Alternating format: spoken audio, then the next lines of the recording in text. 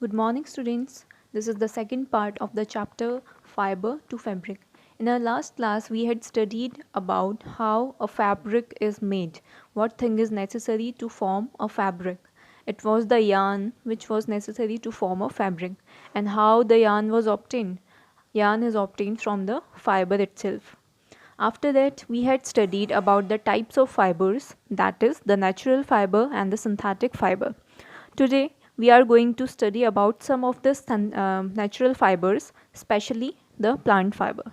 So, first of all, the plant fiber we are having is cotton. So, there are some conditions for the production of cotton. The conditions are that in that field in which we are growing the cotton, the climate should be warm and the soil should be the black soil. There are many types of soil which you will study in your later classes.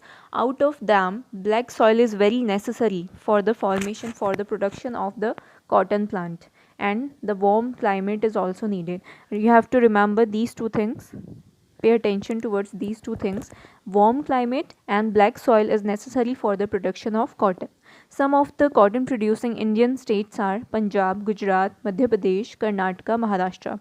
These are the main states in which the cotton production is high because these two conditions are fulfilled in those states. The climate is warm and the black soil is also found in these states. That's why these are the main states in which the cotton production is high. The other thing is that cotton plants bear fruits the size of a lemon called cotton bolls, which burst upon maturing and the seeds wrapped up in a cotton fiber become visible. Cotton is generally picked by the hand from these balls. So this is the cotton plant, which is when it is immature. This is what it looks like, but after it gets mature, it turns into like this.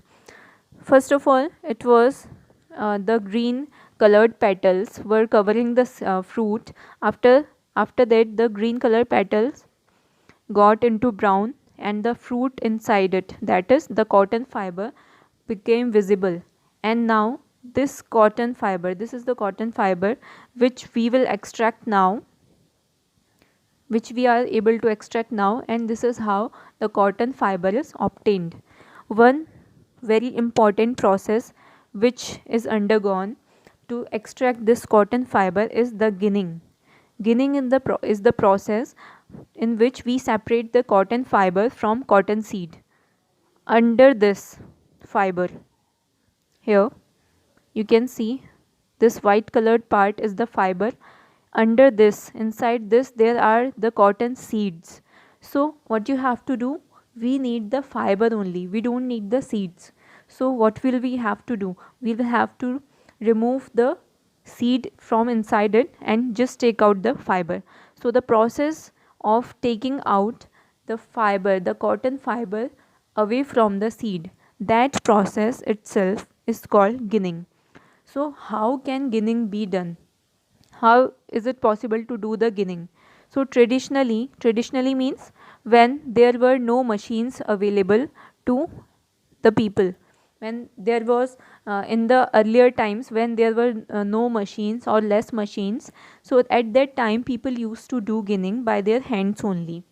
But nowadays the technology is growing so fast that we have the machines almost for every work, every possible work we have the machines. So for ginning also there are a lot of machines today. So nowadays the ginning is done by the machines which are called the double roller cotton ginning machines. These machines are called the double roller cotton ginning machines. So nowadays the ginning is done by using these machines. You can see here this person is doing the ginning by manually means by using his hands. So this is the ginning done by the hands. So this is how the cotton fiber is obtained from the fields. Second we have is the jute plant.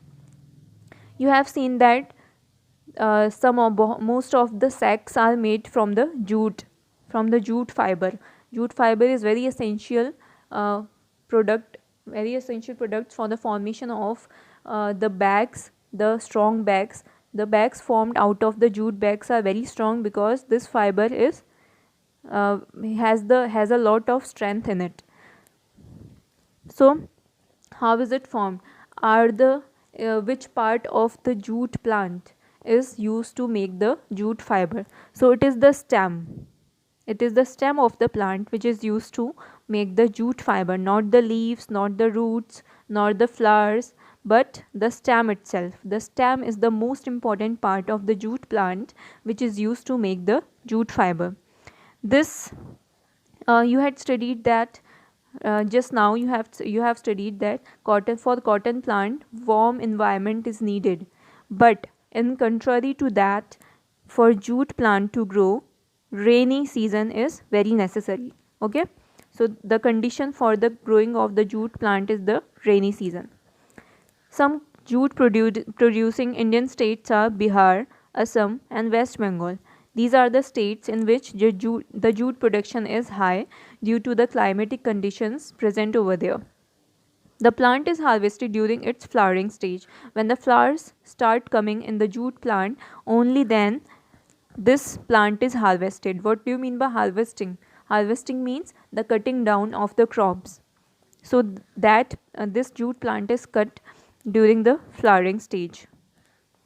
Next points are, the stems of these harvested plants are then soaked in water for 4 to 5 days after cutting out the stems. After cutting out the stems, we have to soak these stems. Soak means to put these stems in the water for about 4 to 5 days.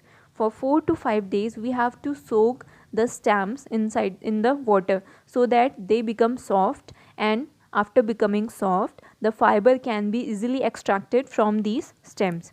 The stems are left to rot and then the fibers are picked out by hand. It is very necessary to take out the fiber by using the hands, as it will be more efficient and productive in that way. So when the stem gets soaked for 4 to 5 days, the stems start to rot, and after rotting it becomes soft, and then it becomes very easy to extract the jute fiber out of the stems. So we got to know how the cotton fiber and the jute fiber is extracted from these plants. There are some processes undergoing for that. For cotton we need to do the ginning, and for jute we need to soak the jute stem in water for 4 to 5 days.